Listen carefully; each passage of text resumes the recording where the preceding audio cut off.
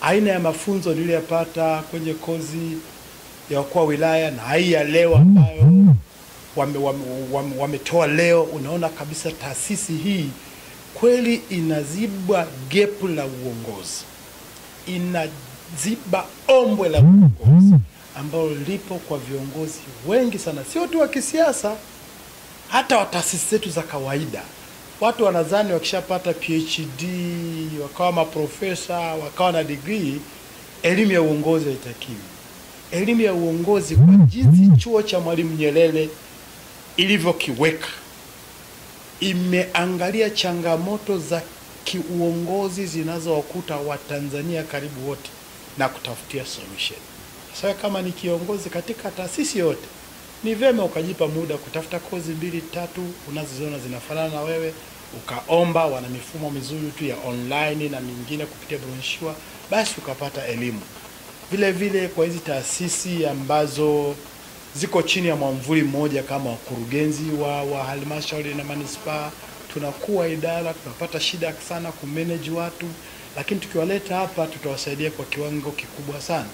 Tuna kada ya walimu hawa, maafisa elimu mtusaidie, wakuu wa shule, hawa mnasema walimu wa taaluma, walimu wa maadili, jinsi gani wanakaa na wanafunzi, jinsi gani una link kati ya mzazi, mwanafunzi na mwalimu.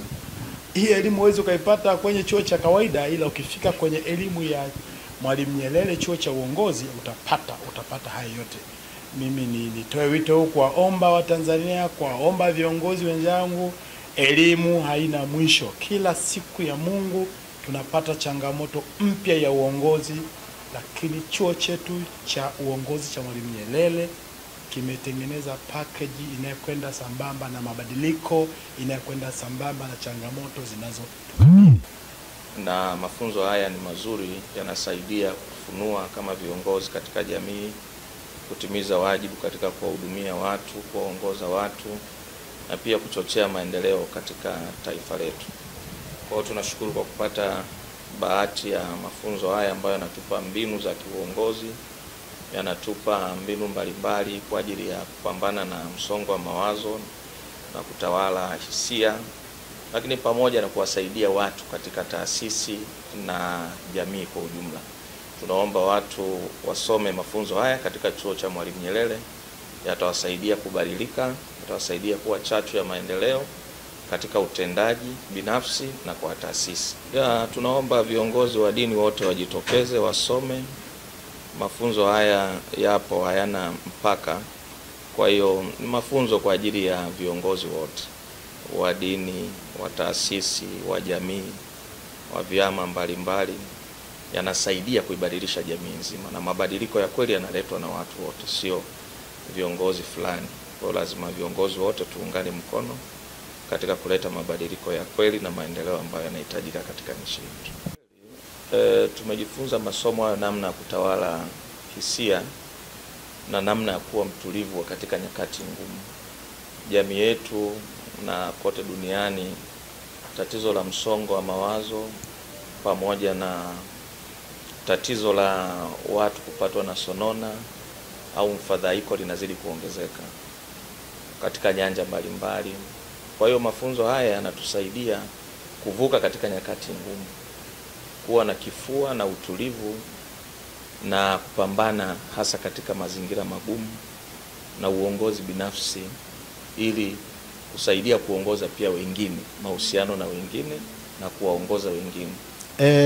Siku ya leo tulikuwa tunafanya mahafali ya viongozi 21 wanaotoka taasisi mbalimbali hapa Tanzania, kuanzia Coasco, watu wametoka ofisi ya Tiara, msajili mkuu, msajili wa hazina, watu wametoka TBS na maeneo mengine. Leo wamemaliza masomo yao kwa siku 5, elimu kwa siku 5, pamoja na kupata vyeti. Mafunzo haya kwa kweli yalilenga vijana, tunaita Emerging Youth Leadership Training Program, ambayo inatolewa kwa siku 5 na ni kwa taasisi zote ambao wanataka kuapply, wanakuja kusoma, ili mradi tu ziwe zile zenye mlengo unaoendana na malengo ya shule hii. Basi siku ya leo ilikuwa siku ya 5, wamejifunza mambo mengi yakiwemo mambo ya kiusalama wa nchi na jinsi wao kama viongozi wanavyohusika mmoja mmoja kwenye swala hilo, lakini pia wamejifunza mambo ya kutafuta vyanzo vya fedha kwenye taasisi zao, wamejifunza mambo ya emotional intelligence, wamejifunza mambo ya afya ya akili na jinsi ya uongozaji wa taasisi za serikali.